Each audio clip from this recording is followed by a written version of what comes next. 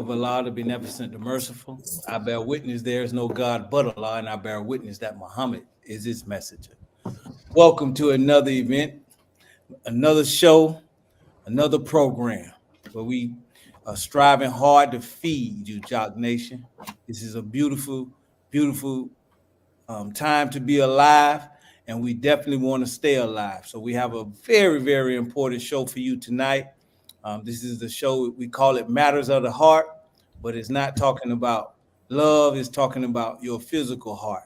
It's talking about taking care of you. We want to make sure that if we are to be the rulers of this new world that's coming in, we want to be fit physically to rule.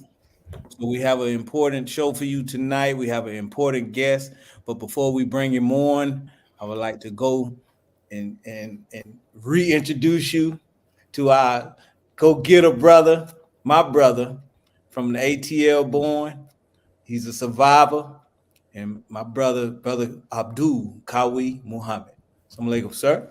Wa alaikum salam, and thank you for watching another episode of the Jock Brother Presents. Let us make man Jock Nation. Thank you again for tuning in for, like Brother Jacob said, a very important show. It's about just being alive, just being fit, and matters of the heart. I am a survivor. I know that I'm gonna let you know straight up. I had a heart attack, and my brother Desmond, he called and to the hospital to look over me and made those doctors do what they needed to do for my very survivor. So this show hits me very personally. So please share this show. And for those that have always supported the Jock Nation throughout our 4 years in existence in podcasts, thank you. And we can't thank you enough. For those that have supported the Jock Brothers with financial donations over time, we thank you for that. The words cannot express how much we appreciate the financial donations that you have given to the Jock Nation. So we ask you to share the show. We ask you to subscribe to our show, and we ask you, of course, to hit the bell. And for those like the Jock Nation, Jock Brothers, we try to be more than just a podcast. We actually try to make a difference in our communities. And we have an initiative, a prison initiative, and we should try to get the Final Call newspaper behind bars to our brothers and sisters around the country. I have been in contact with several of the regional ministers, prison ministers, and as well with the national prison ministers, try to put something together that can make sure this Final Call is circulating behind bars. So we ask you to get behind that initiative, and that is we want to get this Final Call automatically sent to them straight from the Final Call headquarters. So for to make that happen for 90 days is like an $18 donation. And so again, when you are sending donations to the Jock Brothers, as you can see, there's a Cash App rolling at the bottom of the screen. But thank you, Brother Jackie, for hitting that button. But yeah, that's how you send donations to the Jock Brothers. Do our Cash App, $ Jock Bros, $ JAKQBROS. If you're making a donations to our prison initiative, just the dollar amount alone will let us know that that's going to the prison initiative. You can also put it in the memo section. Now, we don't know. I personally have a goal of just to get going. It used to be 1,000 inmates. It used to be 1,000 inmates. But my goal for me personally, because of the work that it takes to get these Final Calls behind bars, has reduced a little bit. I'm trying to get to that 100. There's 100 brothers we send that Final Call to. And so we don't know those many brothers personally. But if you know somebody behind bars that you would like for them to get the Final Call newspaper, you can send it to our email account. We have a jockbrothersviewers@gmail.com. We'll need their name. We need their inmate number, the facility they're at. If you have the chaplain information, whatever you can give us to make this process go a lot smoother, that'd be great. Again, jockbrotherviewers@gmail.com. Just in case you know somebody personally that would like to receive that Final Call newspaper subscription on a weekly basis. So that's what I have, Brother Jackie. Thank you. Back to you, sir. Yes, sir. Yes, sir. Thank you, Brother Kawi. All right, Jock Nation. We have our brother who's a reoccurring visitor to the Jock Brothers. He's definitely helping us out with matters of the health. Last time he came on, we dealt with the kidneys, diabetes, the kidneys, and whatnot. And it was a very, very good show. And we wanted to bring him back, and he wanted to come back and speak about the heart, which is a silent killer. You know, the American Heart Association says that by 2050, 61% of U.S. adults will have cardiovascular disease. I mean, what are we doing? What is 60% of the population doing the same that's leading to our death? And we want to discuss that tonight, dealing with our brother. So if you have any questions or concerns, please, Jock Nation, come on in. Now, this is our brother Desmond Muhammad. We go back from Florida, but we're both in here in Georgia. Our brother, he's a Broward County Community College graduate. He's been a registered nurse since 1999. He started out in the cardiac division, and he went from there. He went to dialysis in 2005, and where he heads one of the units here in the city of Atlanta. So our brother is well versed. He's highly. I spoke with another brother who works in the health field, and he speaks so highly of you, Brother Desmond. So, you know, we thank you for accepting our invitation. We thank you for coming on. So, Jock Nation, with no more from myself, please welcome our guest, Brother Desmond Muhammad. Assalamu alaikum, sir. Islam. Praise be to Allah. Man, the heart, brother, the heart. It seems to be a silent killer. It sneaks up on us, man. What can you tell us, first of all? What did you learn when you went into that field? What was some of the surprising things that maybe you've learned about the heart that you like? Well, let me begin. Bismillah ar-Rahman ar-Rahim. Bear witness, there's no God but Allah. Bear witness, Muhammad is his messenger. And on behalf of our student regional minister, Brother Abdul Sharif Muhammad, who behest I serve, I'd like to greet you firstly, Jack Brothers and Jack Nation, in the greeting words of peace and paradise of Assalamu alaikum. Wa alaikum salam, sir.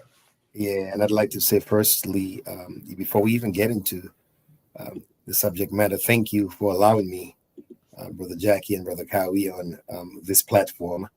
I wanted to read something from the Holy Quran to your audience that encapsulates your show, and that these 4 years, hopefully what I read will energize you to go for 40 more years.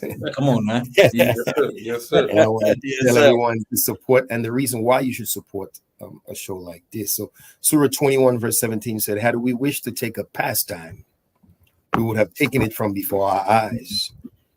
By no means would we do so. It's not an option. Nay, we hurl the truth against falsehood, so it knocks out its brains, and lo, it vanishes. And woe to you for what you described.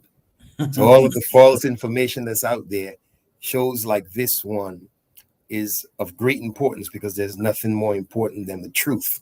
So I want to commend you for 4 years, and we pray Allah that he strengthens your audience and that he make you stronger and a greater exponent of the truth that you want to represent. Absolutely. Yes, sir. Appreciate it. Thank you, brother. I received that, Brother D. Thank you. Yes, sir. To Allah. What did I learn about the heart? Well, one of the first things we learn is, of course, the anatomy, where it is, and the structure, and then the physiological aspect of it, how it works in relation to other organs in the body. I didn't realize how great of a segment of the population that suffered from heart or cardiovascular diseases. And it didn't appear to me that our diet regimen in America, and in the West in particular, and in and the stress levels that compounds, of course, a diet regimen that's not, I would say, best suited for the best life and lifestyle. How ignorant the public is and unaware the public is of what affects the heart. And we're being marched into, I would say, prison camps and ovens, and metaphorically, the death without knowing. So it's like lambs being, led to a slaughter and not having the idea that we're being killed slowly because one, lack of information, or two, information, but ignoring that information. That's one of the things I was most surprising about the heart. Yeah, because as you was speaking, I'm saying I've had so many blood tests. Blood pressure tests, and it's actually telling me the pressure that the heart is going through is actually describing, the amount of pressure that the heart is working and whatnot. So if we ignore those numbers, we are ignoring how we're treating our body, how our heart is functioning, the health of the heart, the workings of the heart. Is that correct? Yeah, well, yeah, you summed it up. I'd like to just make it just a little bit more precise. Yes, sir. And so you have in your vascular, you have arteries, you have which takes oxygenated blood to different parts of the body, and then you have, of course, your veins, which bring waste and deoxygenated blood from different parts of the body to be excreted, of course, through process, liver, kidney, waste. But all of this is done through the cardiovascular system, which is the heart that's responsible for pumping that blood throughout the body and bringing things back and dropping things off.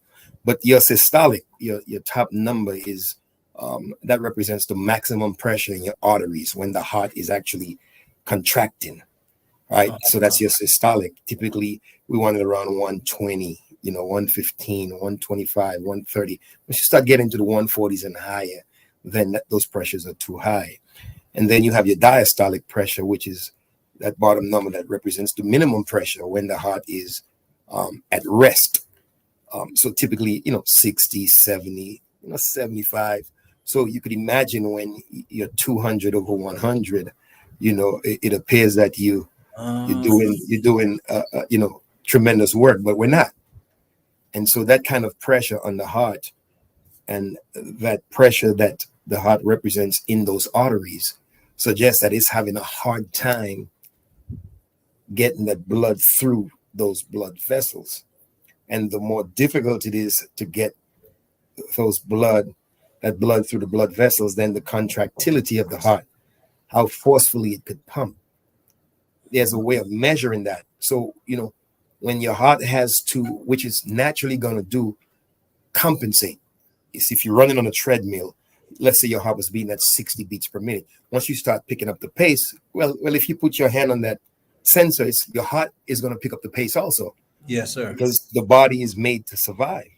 And so the heart responds. We call that the compensation method. But there's something called overcompensatory. And so you don't want the heart always overcompensating, trying to keep up with the demands of a high pressure. And so oftentimes that contractility over a long period of time, chronically, what we say, begins to weaken the heart. And once those heart muscles begin to weaken, then you're running into a whole lot of other problems that we don't have the time to discuss, but we don't have the life to sacrifice either. So we spoke earlier, speaking of the food and how it affects the body and how it affects the heart. I wonder, can you speak on, what foods may disturb the heart more? Does sugar affect the heart? sugar is in. We were speaking on this earlier. We was talking about sugar. We really need to get into, sugar. Is over 236 different names of sugar. So, how does that affect the heart? Food itself, how does it affect the heart? Like, do they even teach that? Is that something that's talked about in the medical profession, or is it something that we've been taking for granted for years, or what? Well, we're in the South, and I don't want nobody to shoot me. Bro, we got some macaroni and cheese in here, right? You might as well start shooting, bro. When you talk about, let's say, we're in the southern part of the United States of America, where pork is a staple, very highly saturated in fat. And you're talking about, string beans, but you add fat back to it. Yes, sir. So, I mean, here's a conscious human being adding fat, which builds a plaque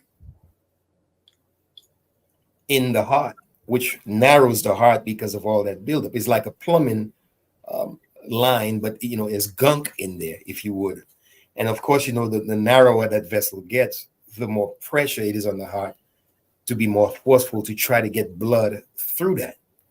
And so fried foods increases cholesterol. And so fried foods is something that we should not frequent. As a matter of fact, the Honorable Elijah Muhammad speaks about it in How to Eat to Live. And, that's a book that we should showcase whenever we're having shows like this, because How to Eat to Live, the Honorable Elijah Muhammad speaks out against, fried foods, how we should boil our foods, what kind of foods we should boil. And so fried foods is an enemy of the heart. It's an enemy of the cardiovascular heart vessels. It's just not good. And when you talk about sugar, when we have, high sugar content in our blood, over time, what it does is it can change the elasticity of those smaller blood vessels in your peripheral, your toes, your eyes, right? Reproductive organs. And once they start to lose elasticity, remember, those are semi-permeable blood vessels, which let certain things in, much like a coffee filter, let certain things out. Well, when you affect that gateway, then you're affecting the natural flow or physiological process in which your body exchange nutrients, waste, and different things. So sometimes, once you start affecting those vessels, then you start seeing, in combination with the different things, swelling of the legs, real huge. And so that's water getting into spaces where it shouldn't be. And of course, the more constricted you are in your peripheral, your feet, your hands, then you put more pressure on the heart at that time to do its job. So definitely stay away from fried foods. Second thing I would say is a killer is processed foods. Right? How do you know foods are processed? The first thing you could think about is you got to open it from a plastic. We in the South, Desmond. Hold on. Everything is in plastic, brother. Most likely. And so those foods are filled with preservatives. They have things I can't pronounce.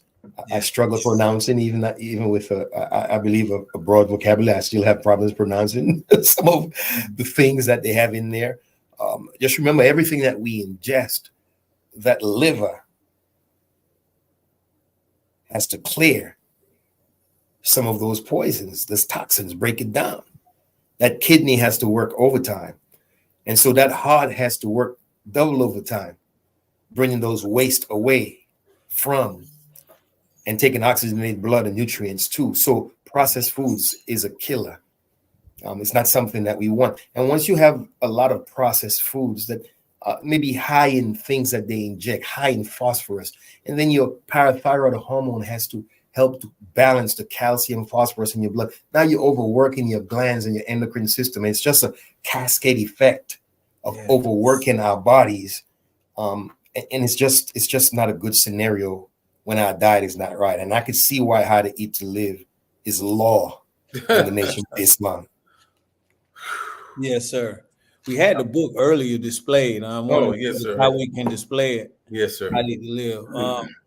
But I want to go back, Brother Desmond, with something you said about the building. Yeah, this is How Need to Live by the Elijah Muhammad that we're speaking about. So I wanted to, Brother Desmond, you said it's a buildup in the heart itself. Whenever we eat fried food or eat things that, fatty foods or whatnot. So inside the heart itself, there's a buildup, or is it just in the arteries? Or Well, both, because because the arteries of the heart, the vessels of the heart, also is used to oxygenate the heart. Since the heart is a muscle, it also needs oxygenation. Yes, sir. So if you're restricting the flow of blood within the heart muscle itself, not even withstanding the rest of the body, right, then you're depriving the very vessel that should be taking care of the rest of the vessel. You see what I'm saying? So it compounds the situation, because now you're limiting the heart, which is supposed to be at full capacity to take care of the rest of the body. Mm-hmm. You see what I don't know if that makes sense. No, it makes perfect sense, but we need to hear it like that so that we'll notice, the seriousness of it. That's what I'm thinking. So, man, bro, Kawhi, brother, you want to get in here? Kawhi's a numbers man. He about to read you some numbers. Yes, sir. Go into those statistics, brother, Kawhi, bro. Let's get those. Just for the record. Okay, yes, sir. I know we're living in the South, and I know that lemon pepper wings and garlic parmesan, and I know that's a staple food down here. But we got to cut that down. There has to be a way to cook our foods, to bake some of our foods, and to stay away from all those fried foods, and stop reaching for that 10 piece or that 20 piece, because it's slow death. Yes, sir. I'm gonna read these numbers, and then I'm gonna get into my. Why did I say he gonna read some numbers? Yeah, let's read some numbers, brother. Well, according to the research, 7 million people around the world have a heart attack each year. Woo! 7 million. 605,000 have heart attacks each year in the United States, new cases. I think the current number, though, Brother Desmond mentioned the current number, or was it you, Brother Jackie? It was like I think that was me.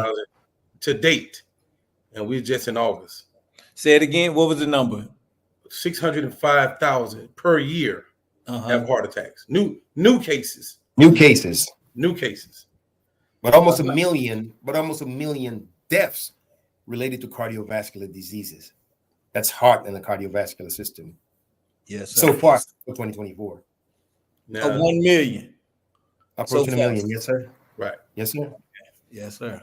Now, between the ages of 20 and 29, and this is per 100,000 individuals between this age.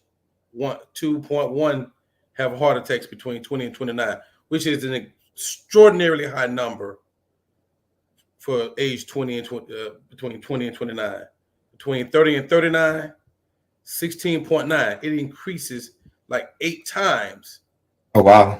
From the 20s to the 30s per 100,000, and then from the 40 to 49.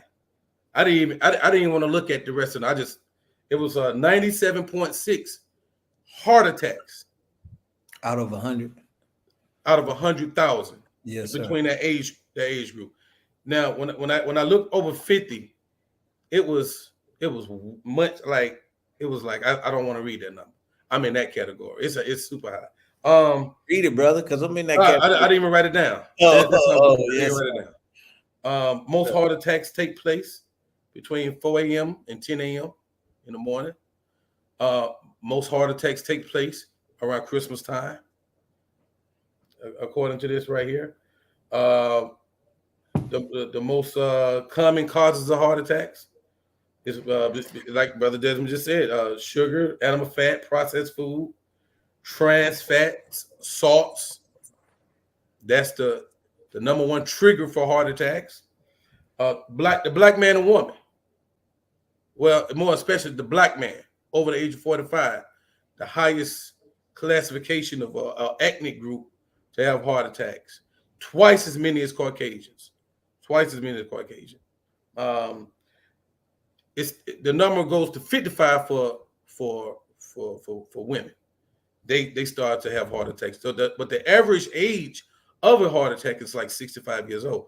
But it has been like 50 and up has been like the most increasing number since this last 10 years. Let me see, since the 2020s, the 50 and up has been like having the more heart attacks since COVID-19, they say. So those are crazy numbers. I'm a victim of that statistic that I didn't even want to read. And what Desmond just pointed out, fried food. I'm a single man, and so I don't cook well, and so I was eating a lot of fast foods. I was, and that cholesterol buildup that the student minister Desmond talked about, I was definitely a victim of. It was cholesterol that caused my heart attack. My question, Brother Desmond, is, you talked about the plaque buildup in the arteries, and if you get the numbers prior, say you get the numbers prior to a heart attack, you got, say it's like 50%, 60% blockage. You get that type of number. What could you do to reverse the blockage? Well, the first thing you can always do is adjust diet. Wherever you are, you don't want to compound it by making it worse. So you want to be like that traffic cop to say, hey, I understand I'm at 50% here, I'm at 20% here, whatever that number is, but I don't want to add to it. The other mindset that you want to get into is that some people say, well, if I'm going to die, I'm going to die anyway, I'm going to die of something. Mm-hmm. Yeah, but self-preservation is the first law of nature. And deep down inside, we just don't want to die. As sweet as heaven has sounded to us, there's no one just killing themselves trying to get a fast track passport to heaven. Definitely. So obviously the dynamic to live, the thrust to live is in each and every one of us. So the first thing is to make that adjustment. The second thing is to get How to Eat to Live by the Most Honorable Elijah Muhammad, which has been showcased by the Honorable Minister Louis Farrakhan and certainly his staff at the final call. You want to get that book because that book teaches us what to eat, when to eat, and how to prepare the foods. For the sisters, you can get into throughout the Nation of Islam Mosque and Study Group, the MGT and GCC class on Saturday mornings that teaches the science of everything. So, God taught the Most Honorable Elijah Muhammad, and that's not an aspect of health that we want to just cast aside and speak about in a marginal way. It's actually very, very, very important that we speak about what is offered by God to remedy our ills. Right. The next thing is to, you want to hydrate. You want to reduce stress because stress compounds everything. The Honorable Minister Louis Farrakhan said stress is default in duty. Wow. You can't get a definition better than that. Whether it's intentional, unintentional, right? Advertent or inadvertent. He said stress is default in duty. Yes, whether you're born with congenital defects or you got traumatized or, whatever happened in between, the inability to respond to demands that are made is by his definition stress. Yes, sir. And so saying that we're too busy, it's another great, I would say, harm to most of us. We're too, quote unquote, busy. Well, 168 hours in a week, and we find ourselves running to jobs and running from jobs and running to other jobs.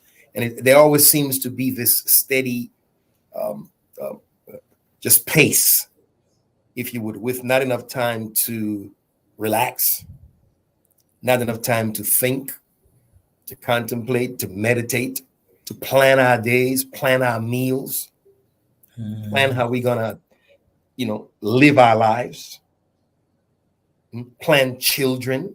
You know, everything can't be oops, oops, oops, oops, another child, oops, oops, oops. Everyone is an oops child. Why are you laughing, Brother Jackie?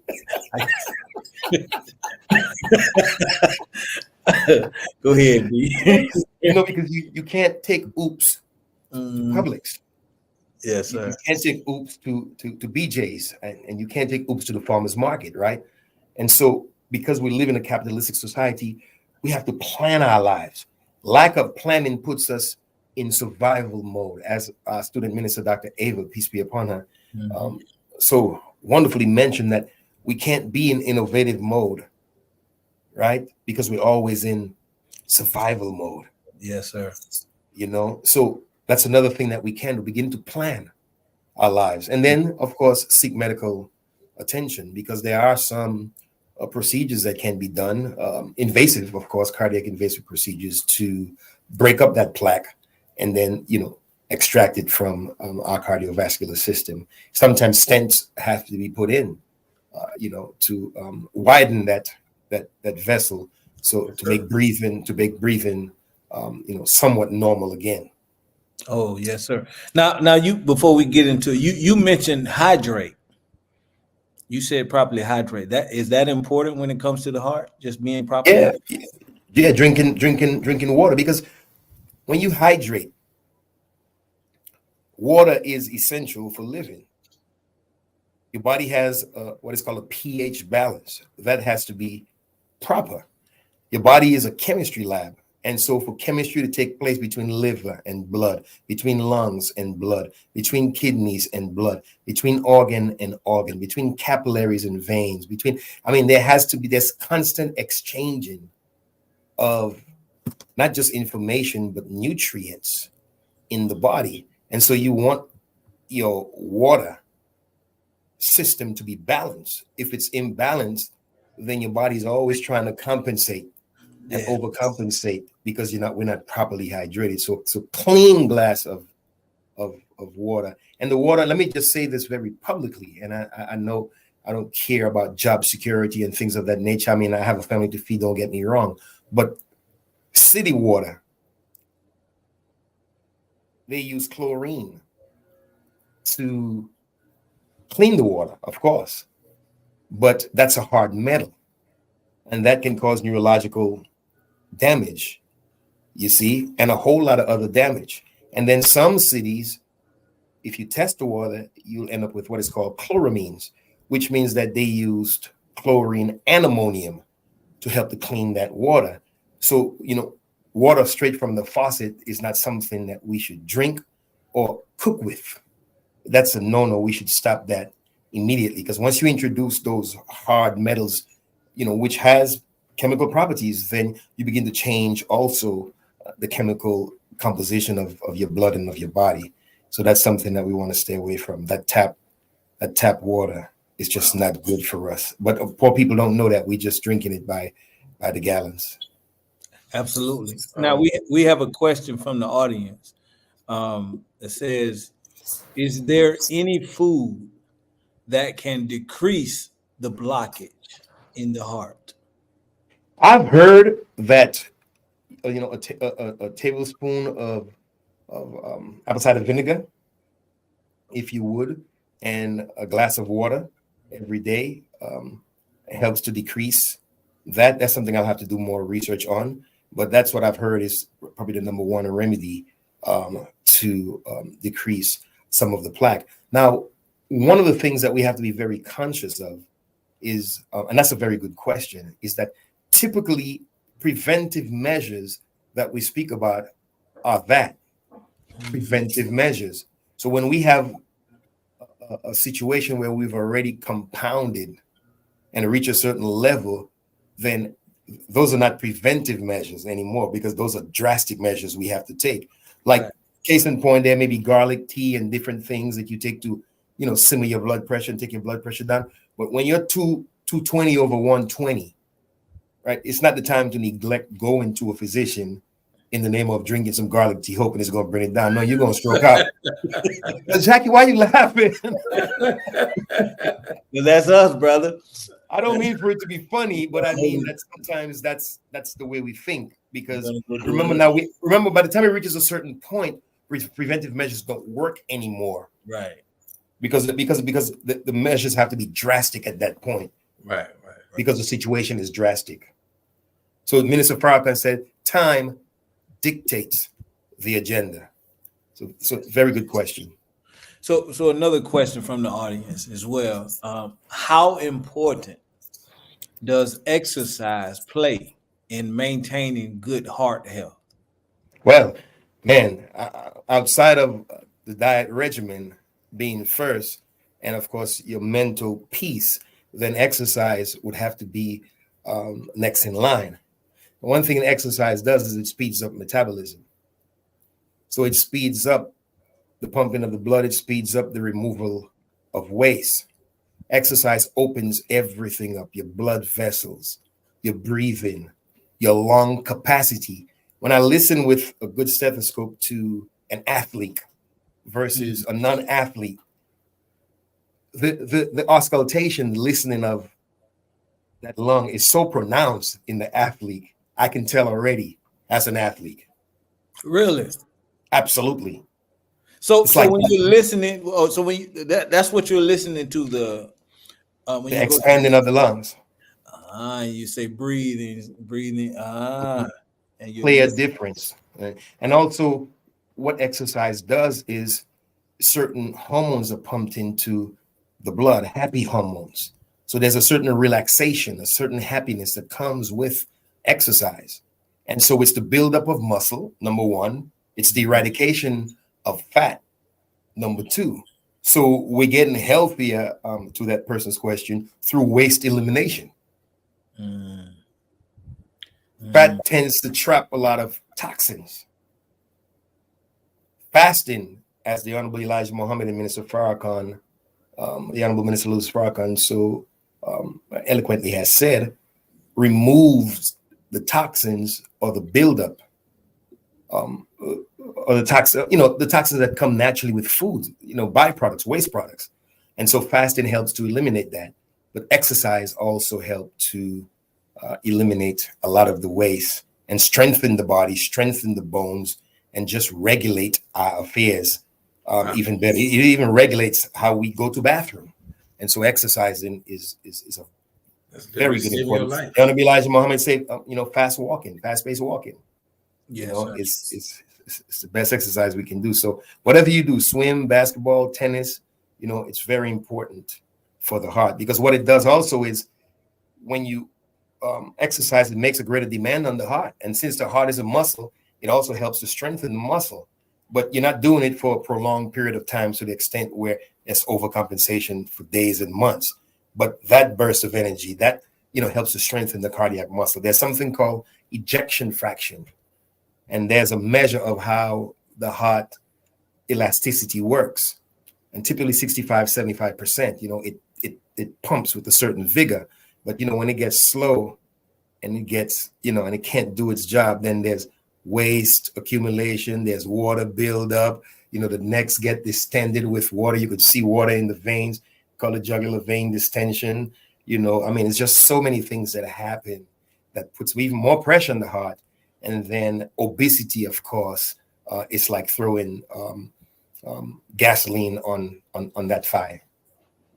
So if you work the heart or if you damage the heart, and then you come back and you do everything right, you lose weight, lose fat, you open your arteries and whatnot, does the heart heal itself? Does it heal back regular? Does it like if you overstretch it, does it pop back in place? Is it just as healthy, or how is the recovery of the heart?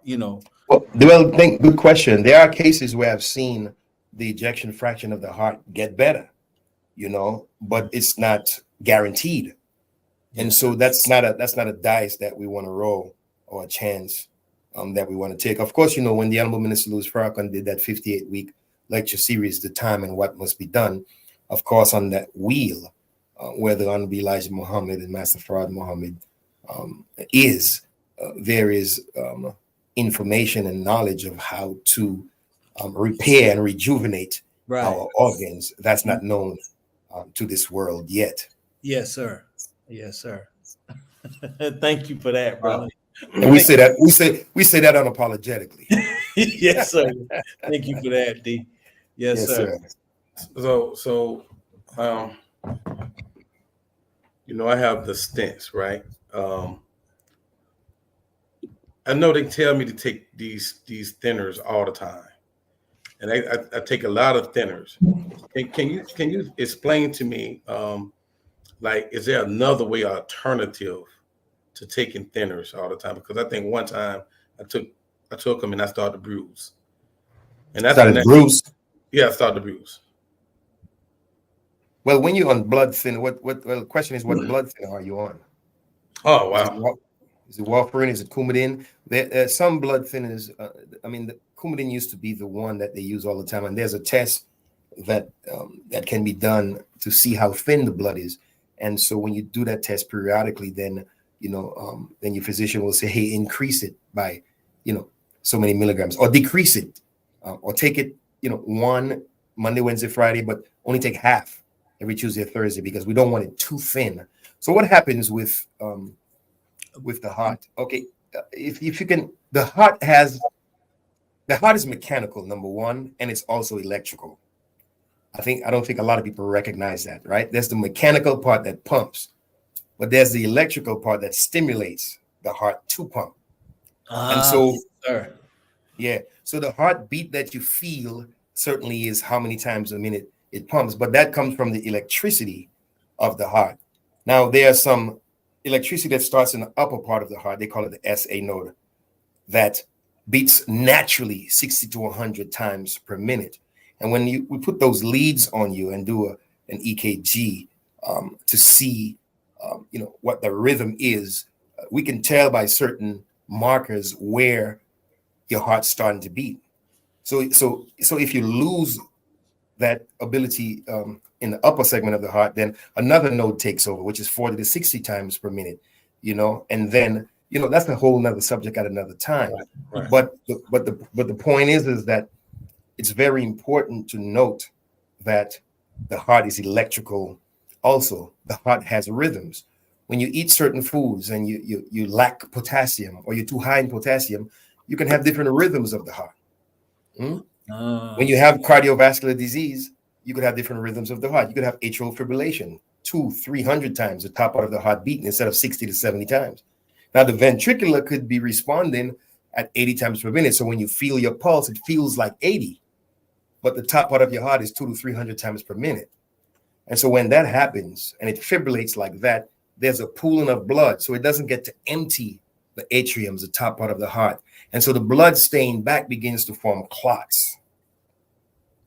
If the clot is formed and then it dislodges and it travels to another part of the body, let's say the lungs, most times it's lights out.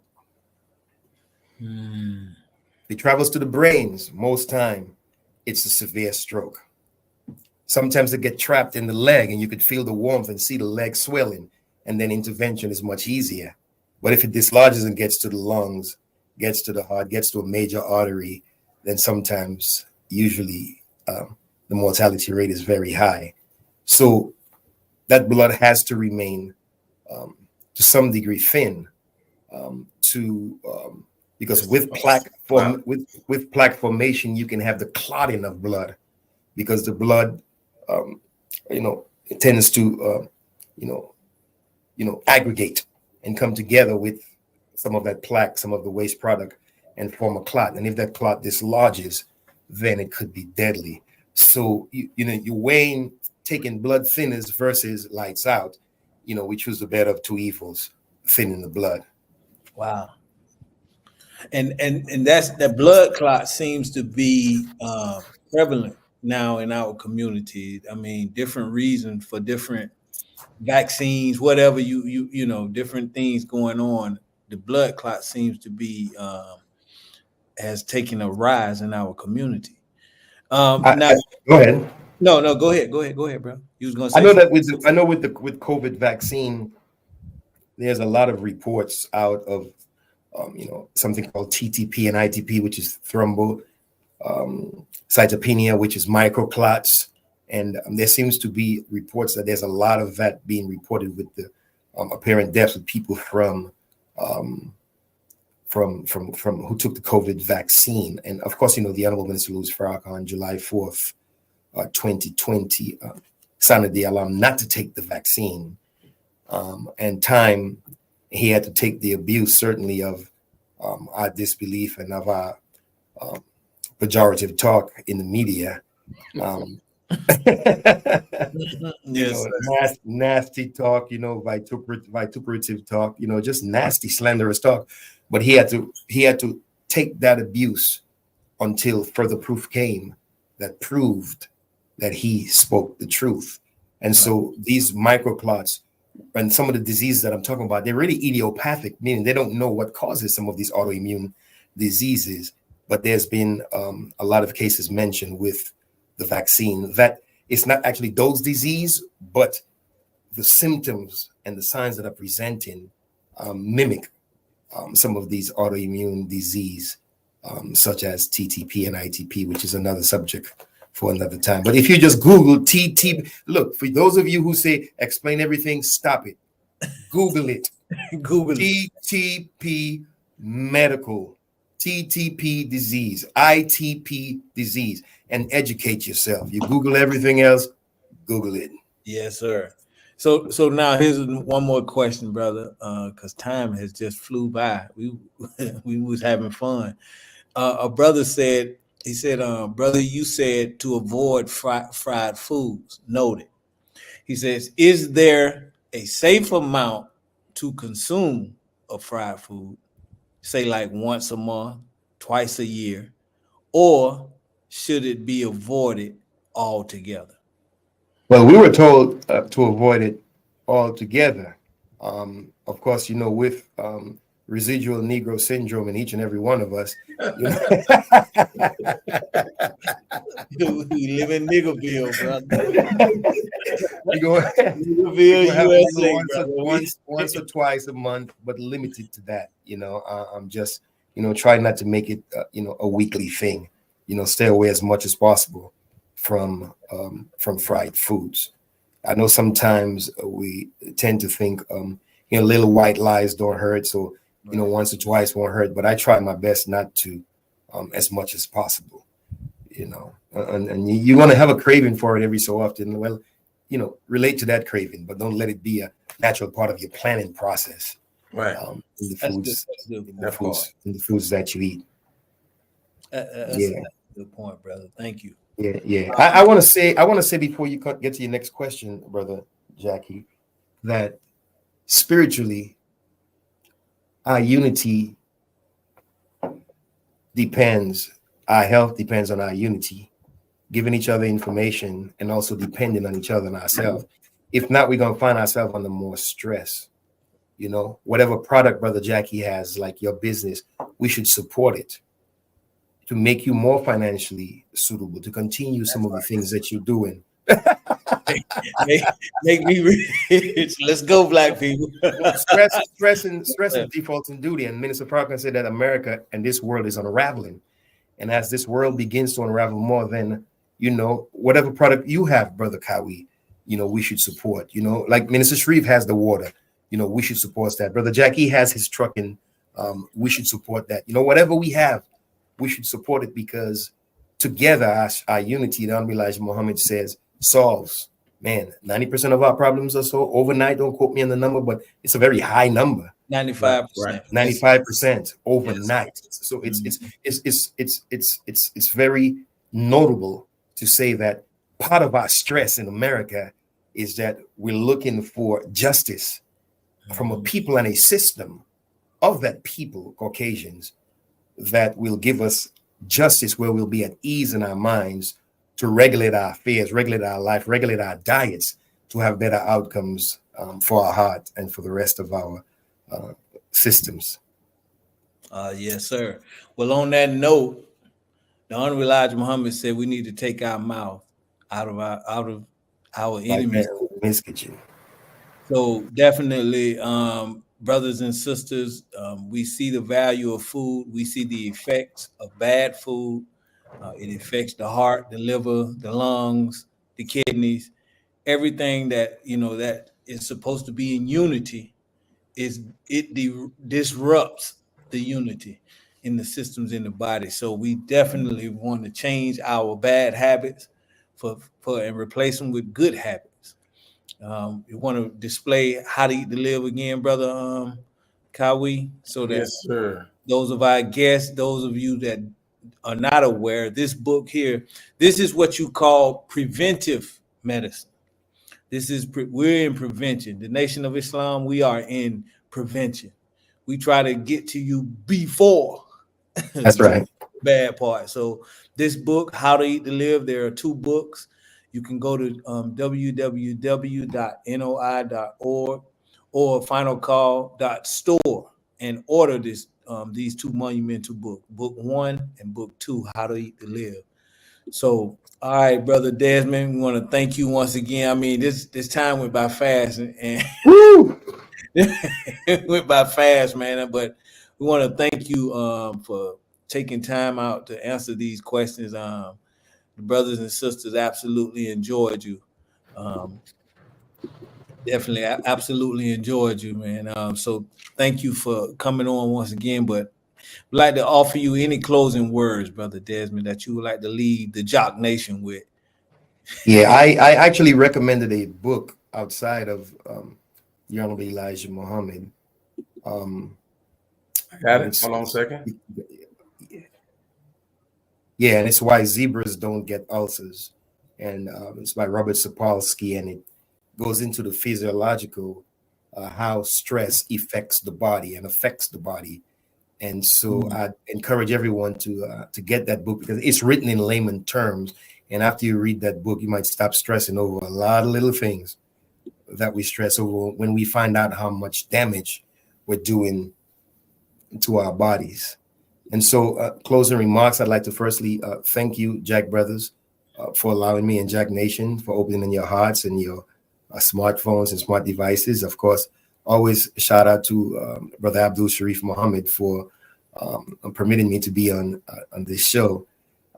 He's a wonderful, wonderful regional minister, and I certainly adore the fact that he, the mission of the Honorable Minister Louis Farrakhan stays on his lips. he seems to be never distracted. I'd like to say to you that the topic, matters of the heart, are serious. That physiologically, how our heart works, it's very important, because as we extend life, we want to make sure that we have a high quality of life. Matters of the heart are serious as it pertains to marriage also. But when we present ourselves for marriage, we want to present ourselves, as healthy as we can, spiritually, mentally, physically, morally, and financially, to have good marriage. So take good care of yourself. Don't be so busy that we're taking care of the affairs of everyone else, because matters of our personal hearts are serious, because you can't be no good to anyone else if you can't be good to yourself. And you can't help anyone else if you can't first help yourself. And just remember that when we drop dead, the way corporate America is, they'll have someone else in our place before God gets the news. So let's be very, very, very honest with ourselves and be a lot more pensive and serious about our health from this day forward. And don't beat yourself, because remember, we some of us got in the condition that we in very slowly. It didn't happen overnight. So, we're going to have a protracted and projected period of time where we can make positive incremental changes and growth towards the evolution of what we're trying to see in ourselves. So, don't be so hard on yourself. Just be consistent with yourself. And may Allah bless you on your journey and bless me on my journey to better health. Thank you for having me. Beautiful. Thank you. Beautiful word. Brother Kawi. Yes, sir. Before I do final words, I want to give a shout out to a couple of believers that joined our show. Amina Muhammad. That's my wife, Chief. That's right, brother. Matters of the heart are serious. That's right. Matters in the heart, brother. She was very active in the thread. I really appreciate that, Sister Mina. I pray all is well with you. You got Sister Eurylice. Sister Eurylice, shout out. She teaches shout out. Very active. Brother Khalil from LA. Hi, Brother Khalil. Thank you, brother. Brother Ghazi. Ghazi, man. Yeah. Farming, the engine of a nation, farming, Brother Ghazi. Right. Beautiful brother. Right. And once again, Student Minister Des, we thank you for taking our invitation to come on the show. Beautiful show. A lot of information. You made some things very, very clear and obvious to us that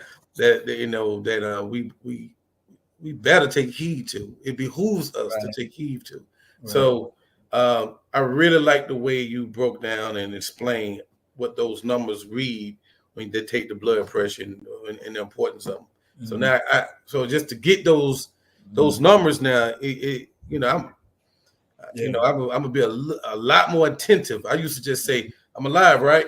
That's what I used to say to him. Now I know how to have that real conversation with him. So thank you for coming to our show. Also, Brother Desmond, I know that you wanted to, when it came down to the single social, you want to do a little announcement with it. Do you want to still do that? Yeah, absolutely. Well, August 31st, the MGT here in Atlanta and the GCC is putting on a singles event, and we're promoting marriage and healthy marriage, and we want everyone who's single to sign up. Just scan that barcode that you see there at the bottom, and come out to a great event to promote marriage, to promote courtship in the Nation of Islam, because the devil threatens us with not just poverty, but with being single and with just shacking and with doing things outside of God's way. So we want to promote God's way. We've tried every other way and we've suffered tremendously. So we want to try Allah's way. And the Honorable Minister Louis Farrakhan is a great example of healthy marriage. And we have a lot of people in the nation who are great examples. So don't just listen to, the one or two people who got divorced, and all of a sudden now you use that as a justification to stay divorced, to stay unmarried. We have people who are happily married.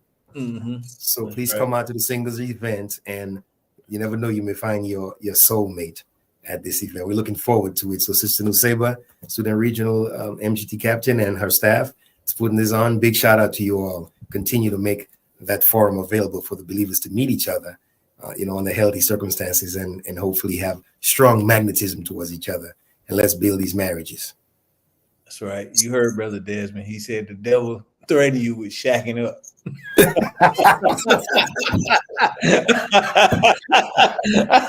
You heard that. All right, brother. Well, thank you once again, Jock Nation, for coming on. That was a great program, but it was too fast. We got to have Brother Desmond back. He's a regular contributor now to the Jock Nation, brother. So thank you for that, Brother Desmond. Praise be to Allah. Because we want to make sure we have a healthy nation, and we want to make sure that the nation understand how your body works. The original man knows every square inch of his earth. But has chosen for himself. And have chosen for himself the best part. So definitely we have to learn. We must learn how to take care of self, how the body operates.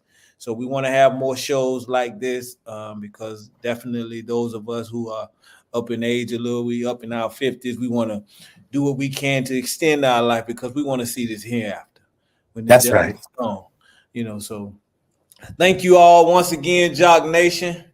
Thank you all for allowing us to come before you. Like we say, man, another one. I paid my $18. Yes, sir.